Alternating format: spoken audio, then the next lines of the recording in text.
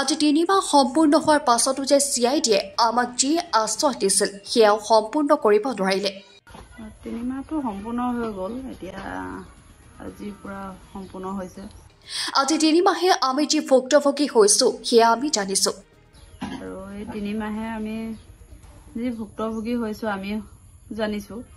আমি এতিয়ালৈকে একো ন্যায় পোৱা নাই আৰু আমি এতিয়ালৈকে একো ন্যায় পোৱা নাই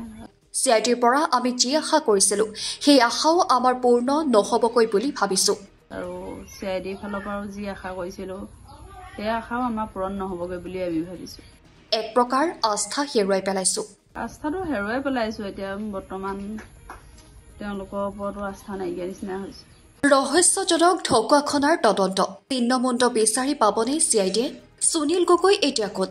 সুনীল গগৈ সন্ধানত আজি 3 মাহ সম্পূৰ্ণ হল ব্যৰ্থ CID পুৰস্কাৰ ঘোষণা কৰিও অসফল আৰক্ষী ঢকুৱাখনাৰ চাপতীয়া চেতিয়া গাঁৱত সংঘটিত লোমহৰ্ষক হত্যাকাণ্ডৰ আজি 3টা মাহ সম্পূৰ্ণ ৰাজ্য জোকাৰি যোৱা একজনৰ নিশা সংঘটিত হোৱা ঢকুৱাখনাৰ নৃশংস হত্যাৰ প্ৰকৃত ৰহস্য আজিও পোহৰলৈ অহা নাই আৰক্ষীয়ে বিভিন্ন ধৰণে তদন্ত কৰি অপৰাধীক লোকচক্ষুৰ আগলৈ অনাত সফল হ'ব নোৱাৰিলে ফলত CIDলৈ হস্তান্তৰ কৰা হয় ঘটনাৰ তদন্তৰ ভাৰ তদন্তৰ দায়িত্ব লৈয়ে ঢকুৱাখনাত বাহৰ পাতি আৰম্ভ কৰিছিল তদন্ত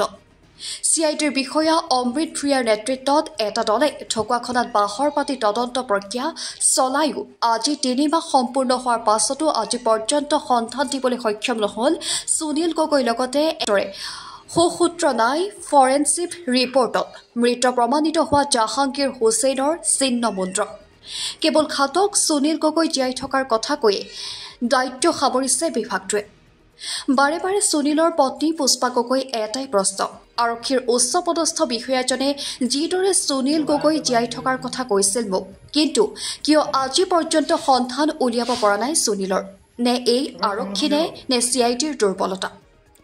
সুনীলৰ পত্নীয়ে বাৰে বাৰে কৈছে যদি সুনীল গগৈ দোষী শাস্তি দিয়ক মোৰ ক'বলগীয়া নাই কিন্তু এনেকৈ জীয়াই আছে অৰুণাচলত আছে পাছিঘাটত আছে কৈ ৰাজ্যক বিভ্ৰান্ত নকৰিব প্ৰকৃত সত্যটো ৰাজ্যৰ আগত অৱগত কৰক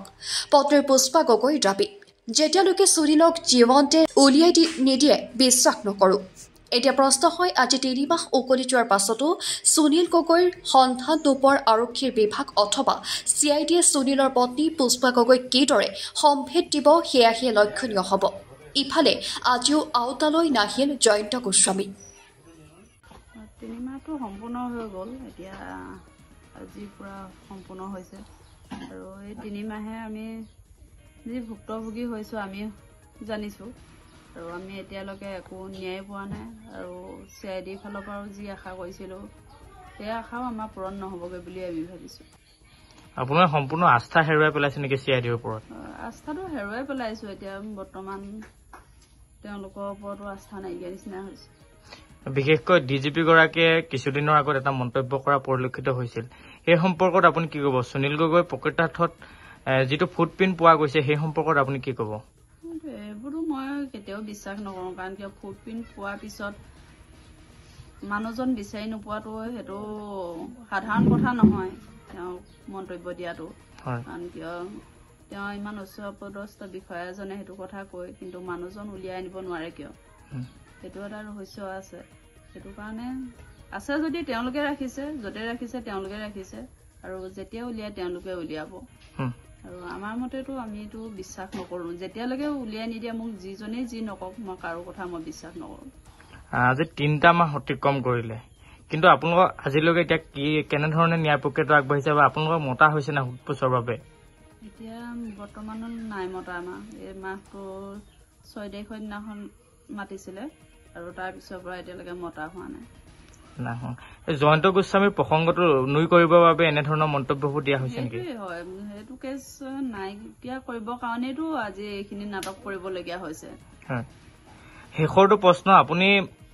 তেওঁলোকে বাৰে বাৰে সুনীল গগৈক হত্যাকাৰী সজাবলৈ গৈছে বুলি আপুনি মন্তব্য কৰি আহিছে সুনীল গগৈ হত্যা কৰিব পাৰে নে এটো কেতিয়াও সম্ভৱ নহয় আৰু কি কাৰণে তেওঁলোকে হত্যাকাৰী সজাইছে কি প্ৰমাণৰ ভিত্তিত সজাইছে এটো আমি বাৰম্বাৰ দাবী কৰি আহিছো মই আমাক জনাওক বুলি কিন্তু আজিলৈকে জনোৱা হোৱা নাই মানুহজন নোপোৱাকে তেওঁলোকে হত্যাকাৰী কেনেদৰে সজাব পাৰিলে আপোনাৰ সম্পূৰ্ণৰূপে চিআইডিৰ ওপৰত চিআইডি আৰু অসম আৰক্ষীৰ ওপৰত এতিয়া আস্থা নাইকিয়া হৈ পৰিছে আস্থাটো হেৰুৱাই পেলাইছো আৰু আস্থাটো নাইকিয়া হোৱাৰ কাৰণে এতিয়া তেওঁলোকে যি কৰে তেওঁলোকৰ ওপৰত কথা আৰু মানে ঠিক আছে নিউজ টেক্সট ৰিপৰ্ট ঠকুৱাখনা লাইভ